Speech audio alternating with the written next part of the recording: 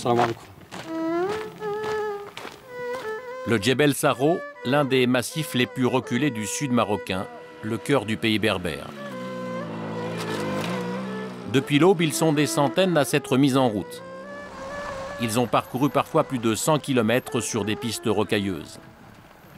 Tous sont descendants d'une des tribus les plus renommées de la région, les Aïtata. Une fois par an, c'est ici qu'ils se retrouvent pour un moussem, la fête traditionnelle du sud marocain. Saïd El Ouarzazi, lui, est arrivé la veille de Marrakech. J'ai grandi en ville, je suis d'origine berbère, mais c'est la première fois que je viens ici. Saïd a 22 ans, il vient tout juste de terminer ses études. Sa famille est originaire de ces montagnes et pour lui ce moussem est un véritable retour aux sources. Comme tous ceux qui arrivent, Saïd doit d'abord aller faire une offrande au saint local qui repose dans ce vieux mausolée. Salam alaikum. Bonjour, ça va? Bien, merci. Je voudrais savoir qui est ce saint et comment il s'appelle. Son nom c'est Sidi Saïn et sa tombe est ici. Et il est enterré là depuis longtemps? Il est ici depuis toujours. Nos parents, nos grands-parents et même nos aïeux le vénéraient déjà. Et comment on fait pour lui rendre hommage? Attends, viens, je vais te montrer. Il faut passer là, sous la racine de l'arbre, pour faire une offrande. Je passe par où exactement? Par là. Enlève tes babouches, sinon c'est péché. Dis donc, c'est pas facile à faire, hein? Non, et si tu veux que ton offrande soit valable, il faut le faire 3 fois. Mais c'est trop petit. Mais non, vas-y.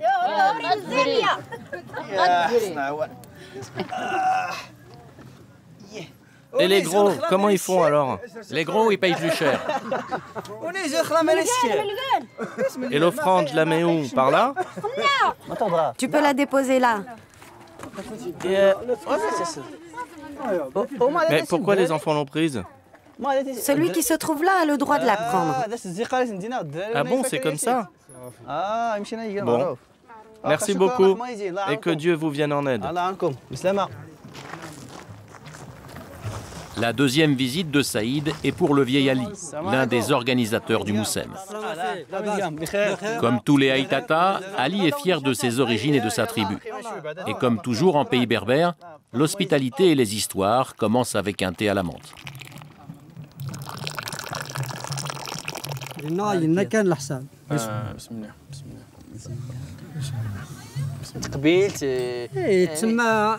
Toi, t'es un Aïtata.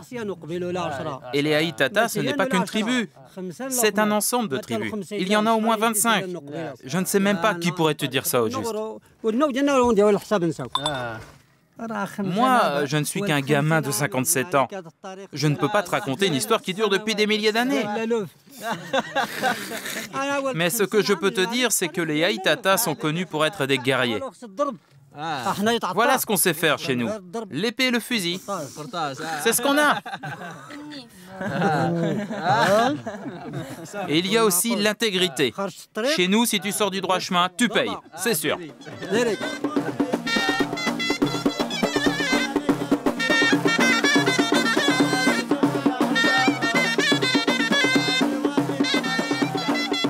Depuis la veille, les bonimenteurs, les musiciens et les marchands ont investi le village.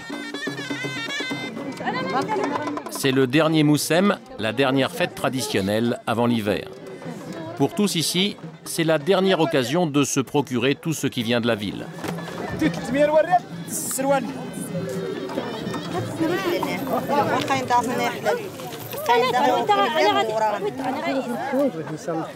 Bientôt, avec les pluies, la neige et la crue des rivières, ces paysans et ces nomades vont devoir vivre plusieurs mois isolés dans les montagnes, coupés du monde.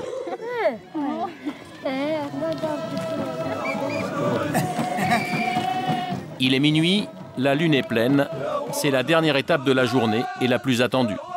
Le haïdous, la danse traditionnelle berbère.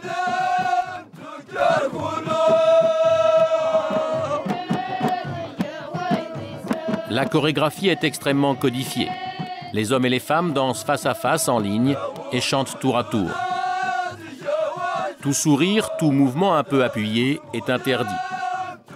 L'austérité est de rigueur, pourtant dans cette région où l'islam permet peu d'écart, le haïdous est perçu comme un grand moment de liberté. Pour les hommes, c'est l'occasion de pouvoir regarder les filles et de faire peut-être la rencontre de celle qui deviendra leur épouse. Pour les femmes, c'est l'occasion presque unique de se faire remarquer.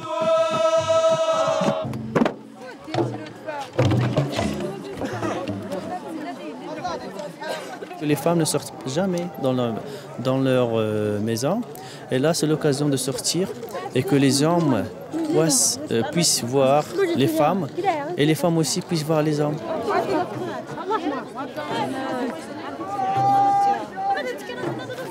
Les femmes qui sont descendues sur la scène, ça veut dire qu'ils n'ont pas du mari. Alors, ils sont prêts de recevoir un mari. Une femme qui a un mari, il ne peut pas monter sur la scène. Parce que c'est notre culture un petit peu. Et vous, est-ce que vous êtes venu pour chercher une femme aussi? Oui. Eliona. Ce soir, elles sont des dizaines à danser. Leurs familles ont tout fait pour qu'elles soient les plus belles. Nous n'aurons pas le droit d'approcher et de discuter avec les plus jeunes. C'est Fatima, une veuve, qui a été désignée pour nous parler.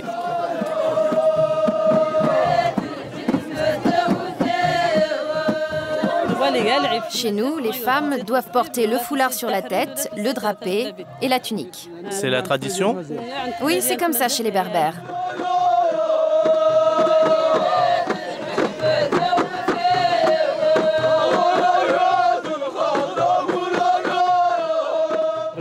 Si une fille et un garçon se plaisent, le garçon doit avant tout aller faire sa demande auprès des parents de la fille. Et avant, il peut aussi se renseigner auprès des gens qui connaissent la famille.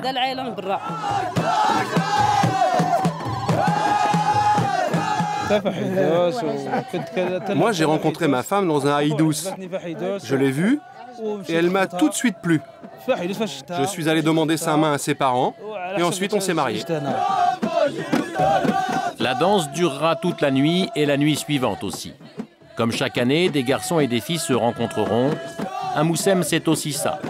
Faire en sorte que les descendants de la tribu se marient et perpétuent la longue lignée des Aïtata.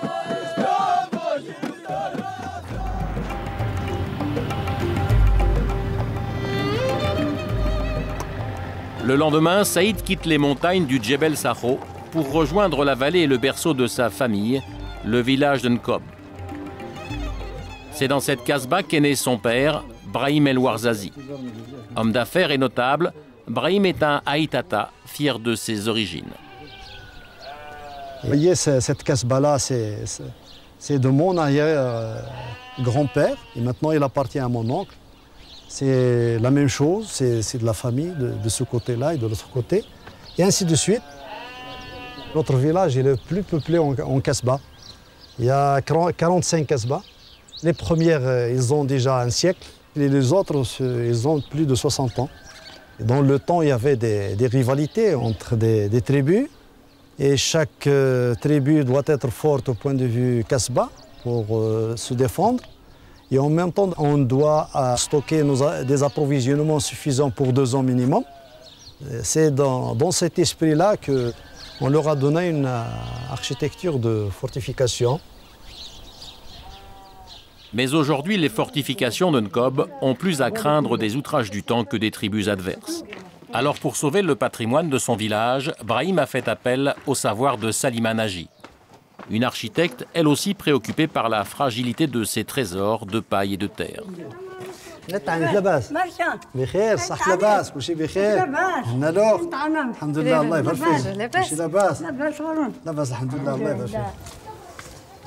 Voilà un exemple des maisons abandonnées. Une fois la casbah est abandonnée, elle est en train de se dégrader par... Oui, elle va mourir. D'après les statistiques, les dernières statistiques, à peu près dans les 30% de la population a quitté le village. C'est énorme. C'est la nouvelle couche qui est en train de se mettre en place actuellement. Voilà. Bonjour. Dis donc, la prochaine fois, il faudra arroser le mur avant de mettre ton enduit. Parce que si tu ne mets pas d'eau, ton enduit ne tiendra pas longtemps. T'as compris?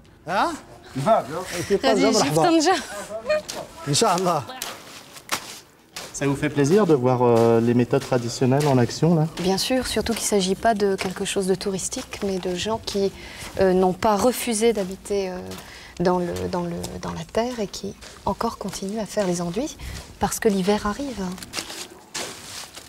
On doit veiller à ce que la restauration soit entamée dans les meilleurs délais pour sauver notre patrimoine architectural. Surtout dans des règles de l'art.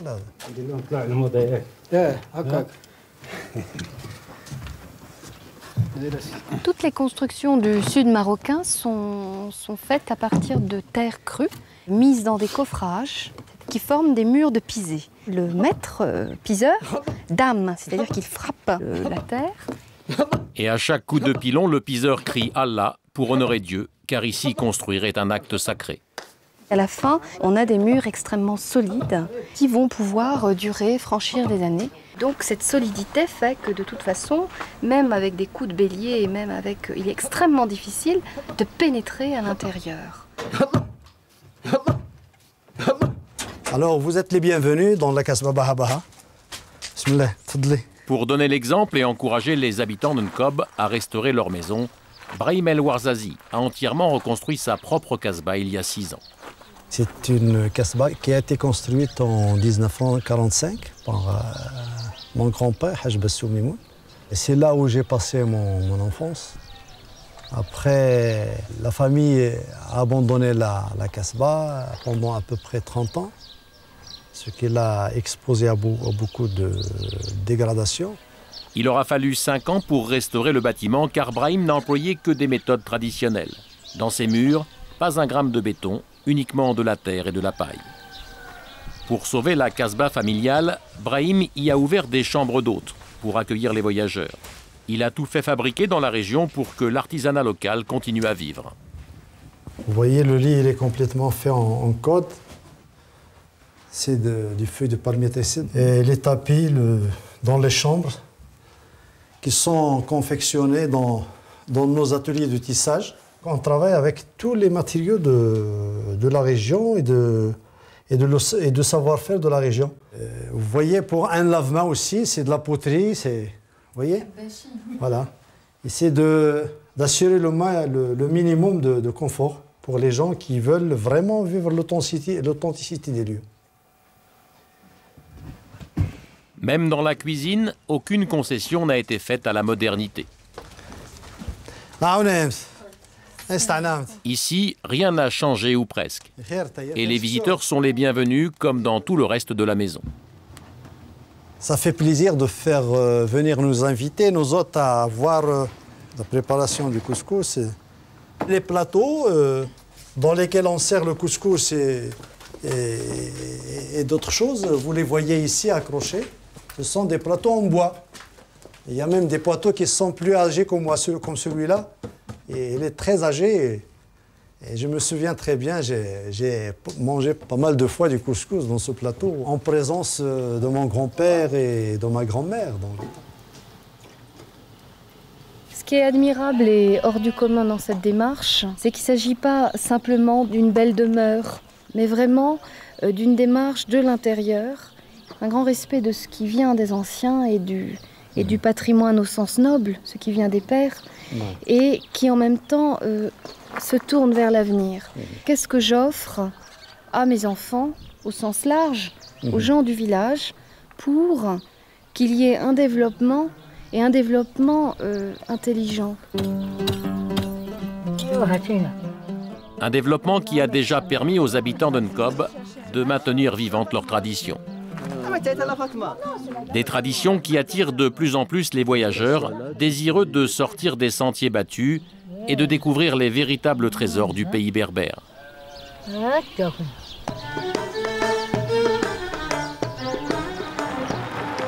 Ces trésors fragiles du sud marocain, Salima les a presque tous recensés.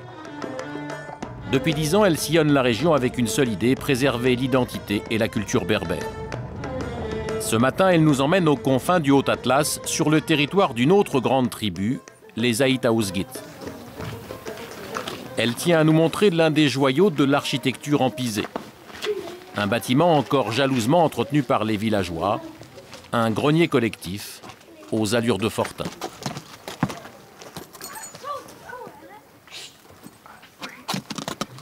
C'est un grenier qui se trouve sur la partie la plus élevée du village, sur une partie où on peut voir toute la région et être sûr qu'aucun attaquant n'arrive. Mais c'est en même temps un site qui domine les aires à battre. C'est là que sont apportés à chaque récolte, depuis la vallée, l'orge, et qu'on va vanner l'orge et qu'on montera ensuite dans le grenier les sacs. On met aussi tous les titres de propriété, les bijoux, et le berbère a coutume de dire « c'est ma banque ». Grâce à Salima, les habitants acceptent de nous ouvrir les portes de leur coffre-fort. Normalement, seuls les hommes du village sont autorisés à rentrer. Ali Haït Abdallah est l'un des plus gros fermiers de Tajdirt. Aujourd'hui, il vient déposer sa récolte. Ici, chaque famille possède sa case individuelle. Il y en a 76 en tout. Un gardien désigné par la communauté veille sur les biens des villageois. Ça, c'est la clé de la case. D'antiques serrures artisanales ferment les portes de chaque grenier individuel. Et même si le temps des pillages est fini, les villageois continuent à venir ici déposer leurs biens les plus précieux.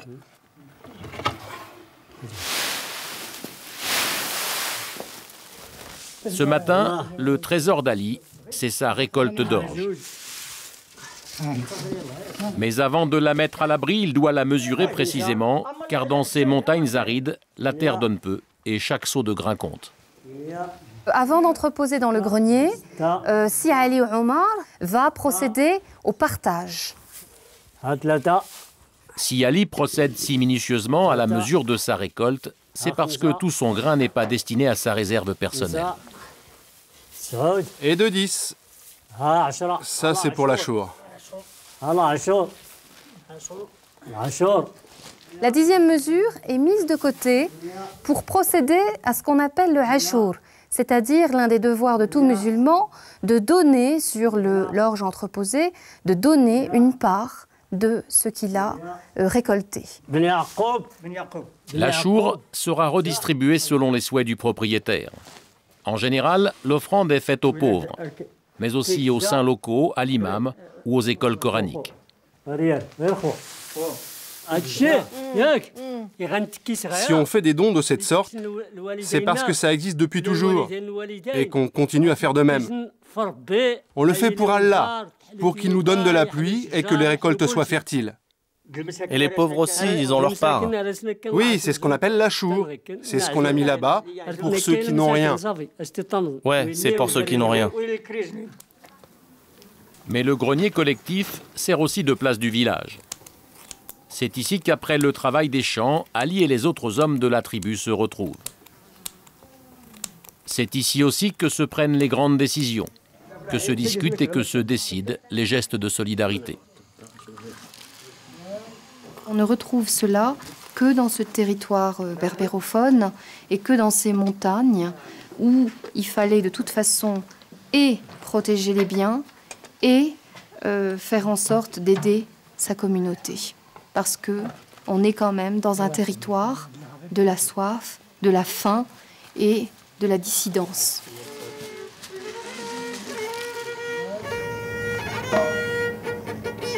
Nous quittons les terres arides du Haut-Atlas pour rejoindre la vallée fertile du Dra, à la découverte d'un hameau fortifié, un ksar, comme il en existe des centaines dans le sud marocain.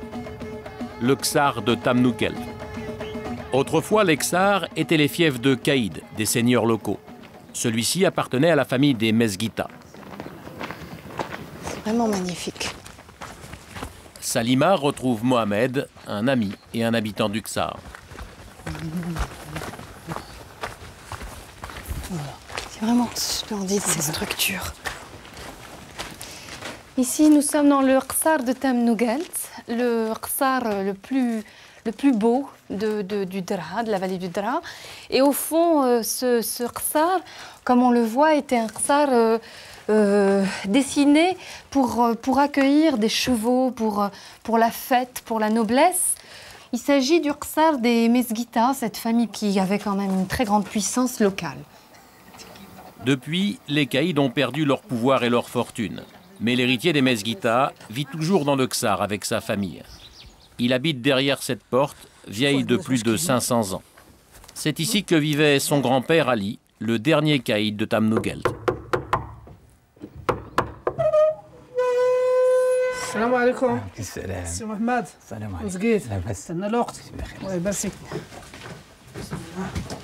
Saïd nous entraîne dans un dédale de couloirs et de cours, à la découverte du palais de sa famille. En tout, 6 maisons, construites au cours des 4 siècles qu'a duré le règne des Mesguita. Il faut imaginer le faste qu'il pouvait y avoir dans cette maison qui était une maison princière, le nombre d'esclaves qu'il pouvait y avoir un peu partout, et puis évidemment le bruit et les constantes allées et venues entre le caïd et ses sujets. Ici, c'est la demeure du caïd Mohamed. Quand un caïd mourait, un autre le remplaçait et il fallait qu'il s'installe avec toute sa cour. Donc il faisait construire une nouvelle demeure. On a ici un des plus beaux patios du sud. L'artisan a su, là encore, mêler un vocabulaire architectural appartenant à l'art arabo-andalou et en même temps des choses tout à fait d'ici. On le voit notamment dans le détail de ces plafonds peints. Vous devinez par toutes les volutes qui sont, les arabesques qui sont utilisées, les couleurs aussi, les rosaces, tout le travail de composition extrêmement fleuri et en même temps très africain, ça rappelle même des choses d'Éthiopie par moment. Il y a une identité propre à un artisan et à un territoire. Malheureusement, les héritiers du caïd n'ont plus aujourd'hui les moyens de préserver comme il le faudrait leur patrimoine. Le vieux Saïd a dû faire des choix.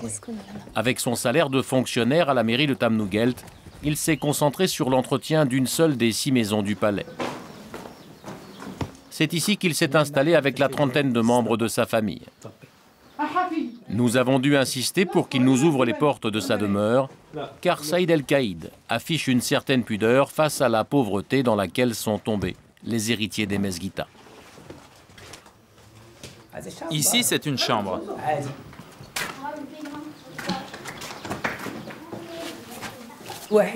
Si je n'habitais plus ici, tout ça pourrait disparaître.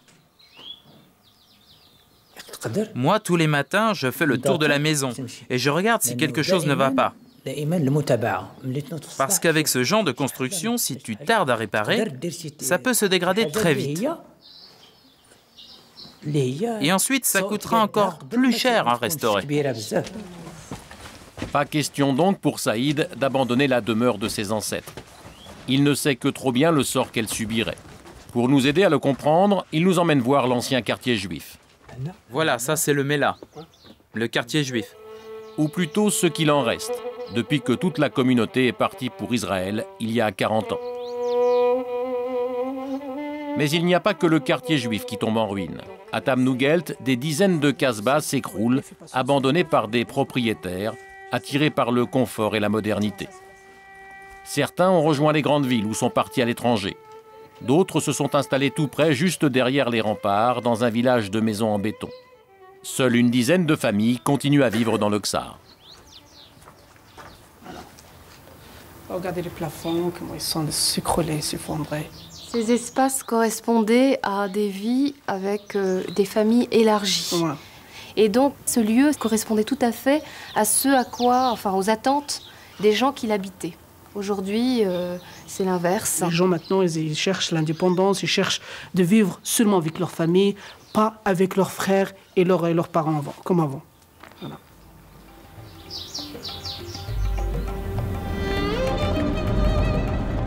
Avec les casbahs, c'est aussi toute une série de métiers artisanaux qui disparaissent. Déjà, les maîtres piseurs se font rares, vaincus par le béton. Salima nous emmène voir l'un des derniers artisans à maîtriser le boumrik, l'art de la porte berbère. Il s'appelle Mbark Ait Mbark.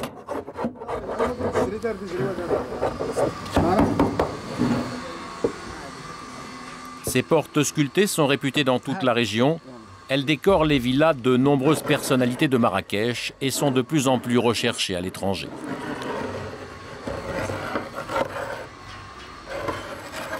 Je ne sais pas écrire. Je n'ai pas fait d'études. Mais ce que j'ai vu avec mes yeux, je saurais le réaliser avec mes mains. Et ma mémoire ne me joue jamais de tour. Prends le rabot et efface-moi ça.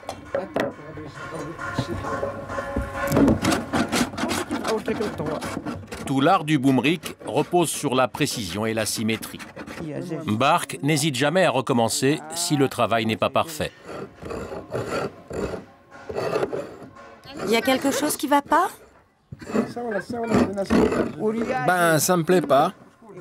C'est tout. Bon alors, c'est où le milieu maintenant? Autour de cet ouvrage, 3 générations sont au travail. Pourtant, le carnet de commandes est loin d'être rempli. Et les 2 fils de Mbark survivent grâce à des travaux beaucoup plus ordinaires. Vous faites souvent ce genre de travail? Oh, ça arrive de temps en temps seulement. De temps en temps. 1 ou 2 fois par an, pas plus.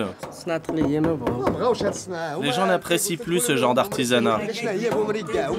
Quand tu leur parles de boumrik, ils savent même plus ce que ça veut dire.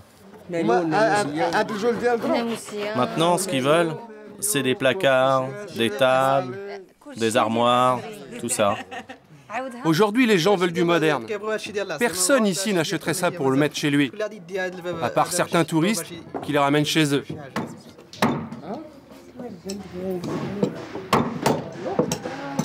Ce travail requiert du temps, de la rigueur et finalement un très long apprentissage. Mais c'est des choses qui se font de moins en moins. On ne veut pas payer les gens à leur juste valeur et on méprise le travail manuel. Donc, c'est des formes, c'est des savoir-faire qui ne peuvent être pérennisés. Il faudra 3 jours à toute la famille pour terminer cette porte. Probablement l'une des dernières pour le vieux maître. À 86 ans, il a transmis tous ses secrets et sait que son savoir-faire est entre de bonnes mains, celles de ses propres fils, à condition qu'ils acceptent de prendre le relais. Si l'un d'eux ne veut plus faire ce travail, c'est plus mon fils. Celui qui refuse de faire le métier de son père ne mérite plus d'être son fils. Comme la famille Mbark, de plus en plus d'habitants du sud marocain ont pris conscience de la richesse de leur patrimoine et de leurs traditions. Un patrimoine fragile, à l'image de ces casbahs de terre qui, chaque jour, avec la régularité d'un sablier, grain par grain, s'effritent un peu plus. Si quelques-unes ont retrouvé une partie de leur splendeur grâce au travail des restaurateurs, pour beaucoup d'autres, malheureusement, il est déjà trop tard.